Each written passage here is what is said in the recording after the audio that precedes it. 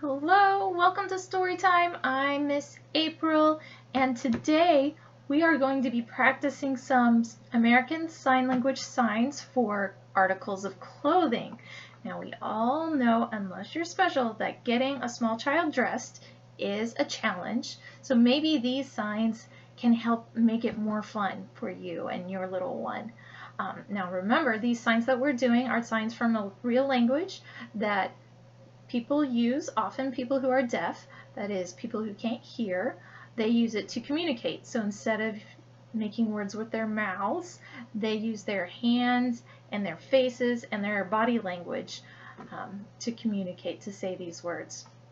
So we're using this book today to learn some articles of clothing, because this is called The Spiffiest Giant in Town by Julia Donaldson. Pictures by Axel Scheffler, and he is the spiffiest giant in town because he wears some really nice clothes. So let's get started. We start with the title page, The Spiffiest Giant in Town. But right here, does he look very spiffy? No. He's wearing his nightgown. So we're going to start with the word for nightgown, and this word has two parts. So you're going to do sleep and clothing. So you do them together, sleep and clothing. And this goes for any sort of pajamas, any sort of sleepwear. He's that sign right there. So he's in his nightgown, walking into town. Oh, there he is. George was a giant, the scruffiest giant in town. He always wore the same pair of old brown sandals and the same old patched up nightgown. Let's do the nightgown word again. There we go. Good job. I wish I wasn't the scruffiest giant in town, he said sadly. But one day, George noticed a new shop. It was full of spiffy clothes. So he bought, okay, we're going to practice these words. We've got a spiffy shirt, a spiffy pair of pants, a spiffy belt, a spiffy striped tie, some spiffy socks, and a pair of spiffy, shiny shoes. These are hard to say. So we're going to say a spiffy shirt. And pull on your shirt.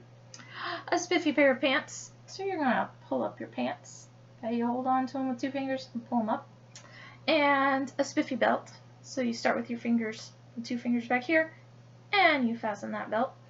And a spiffy striped tie. Take those same two fingers and get a pull straight down for your striped tie. And some spiffy socks. Here you just have one finger, point them down, and put your little kid in their socks. Okay. And a pair of spiffy, shiny shoes. So let's clap your heels together. Good job. Those are shoes. Let's do this one more time, and then we'll keep going. We'll see how good he looks in his new spiffy clothes. So we have a spiffy shirt, a spiffy pair of pants, pull those pants up, a spiffy belt, a spiffy striped tie, some spiffy socks, slip the baby's foot in those socks, and a pair of spiffy shiny shoes. Yeah. Now, I'm the spiffiest giant in town, he said proudly. Ooh. George left his old clothes behind in the shop. He was about to go home when he heard a sound. On the sidewalk stood a giraffe. Ooh. He was sniffing sadly. What's the matter? Asked George. It's my neck, said the giraffe. It's so very long and so very cold. I wish I had a long, warm scarf. Cheer up, said George, and he took off his striped tie. Can you make the tie sign? Good. It didn't match my socks anyway, he said, as he wound it around and around the giant's neck. It made a wonderful scarf. Thank you, said the giraffe. As George strode toward home, he sang to himself, my tie is a scarf for a cold giraffe, but look me up. Got it? The wind started to blow, but George didn't mind. He hopped on, singing to himself. My tie is a scarf for a cold giraffe. My shirt's on a boat as a sail for a goat. My shoe is a house for a little white mouse. One of my socks is a bed for a fox. My belt helped a dog who was crossing a bog. But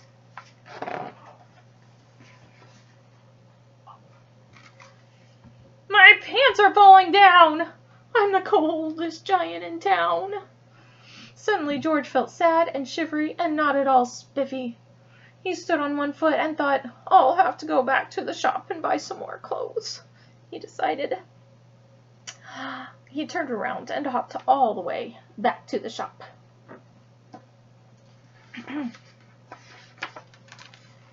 But when he got there, it was closed.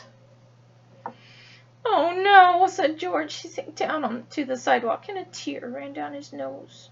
He felt as sad as all the animals and he had met on his way home. Then, out of the corner of his eye, he saw a bag with something familiar poking out of the top. George took a closer look. My gown, he yelled. Let's make the word for gown.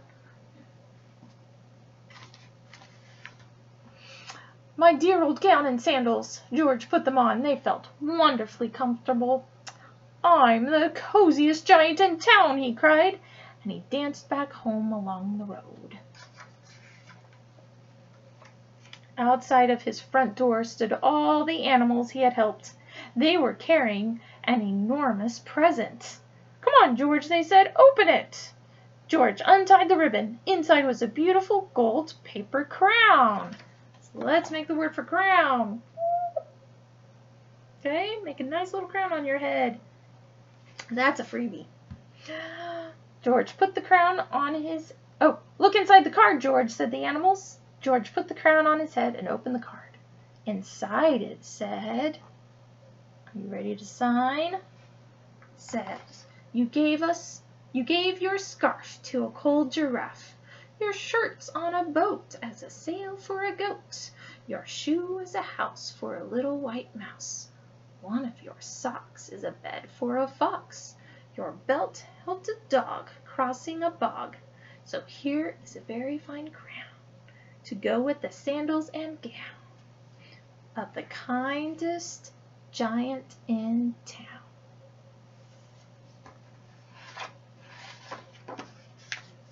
And that's the end. Thank you for listening today.